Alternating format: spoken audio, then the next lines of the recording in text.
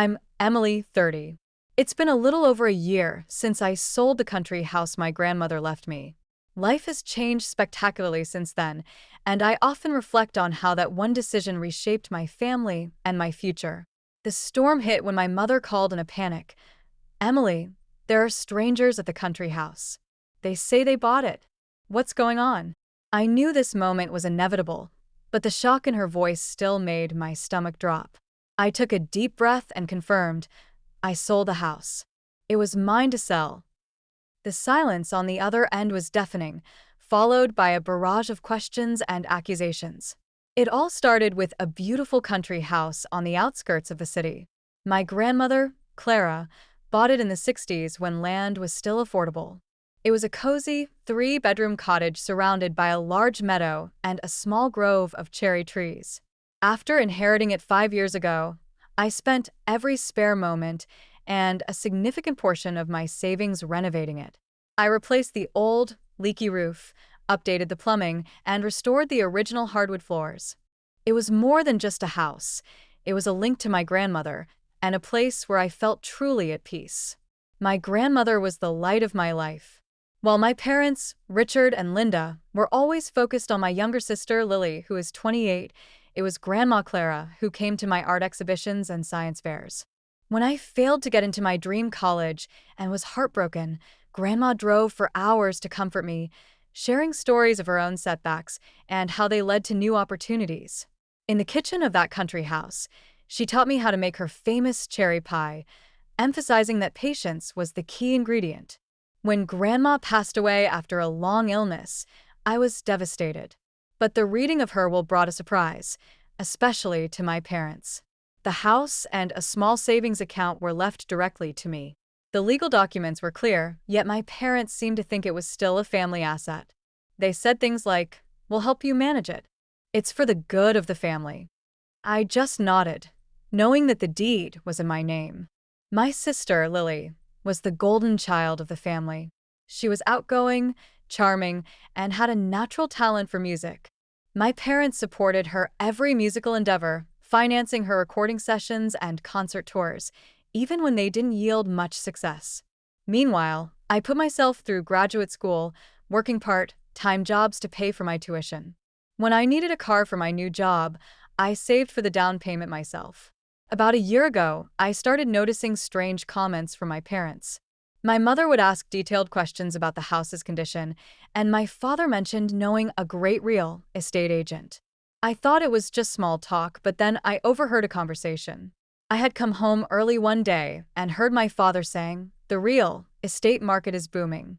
We could sell the country house and use the money to help Lily buy a studio apartment. Emily won't mind. It's just a weekend place for her." I was stunned. They were planning to sell my inheritance without even asking me. That night, as I drove back to the city, I realized that this was about more than just a house. It was about respect, boundaries, and finally being seen.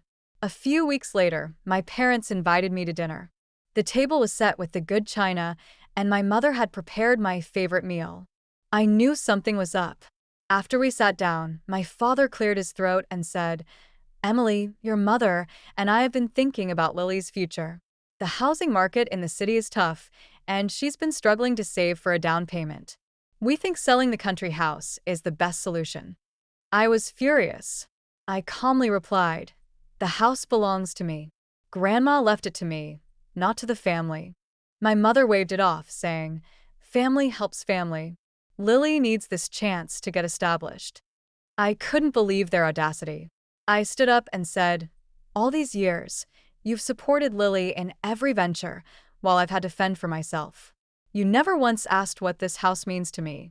The answer is no. The house is not for sale." My father's face turned red with anger.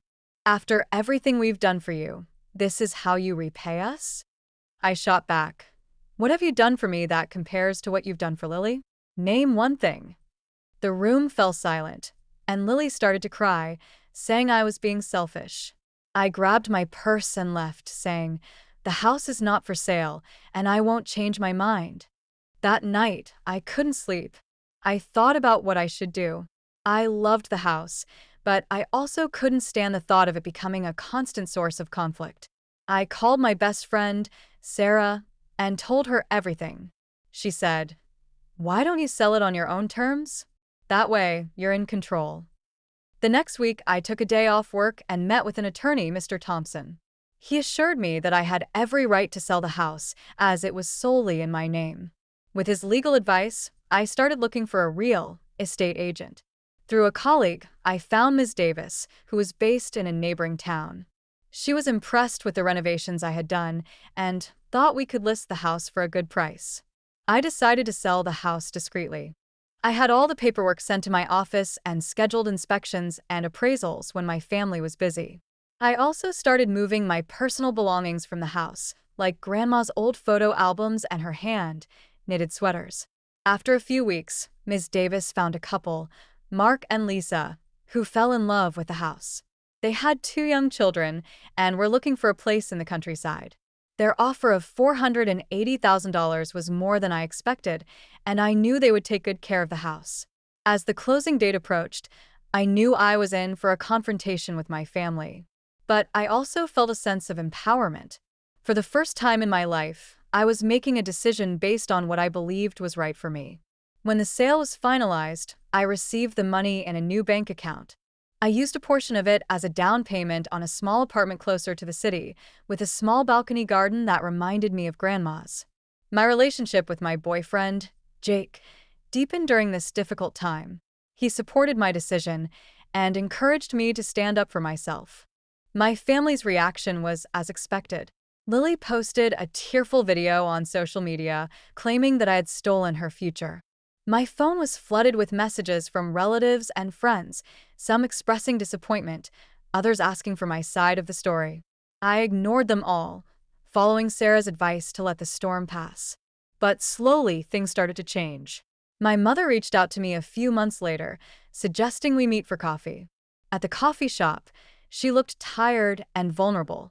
We talked for hours, and she finally admitted that they had always favored Lily because she seemed more in need of their support. She said she was starting to understand why I had sold the house. My father was more resistant at first, but after a heartfelt conversation, he began to see my point.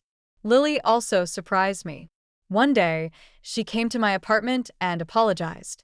She said she had been relying on our parents too much, and that she was going to start taking responsibility for her own life. Today, our family is far from perfect, but we're on the path to healing. My relationship with my parents and sister has improved, and we're learning to respect each other's boundaries. The sale of the house was a painful but necessary step towards a healthier family dynamic.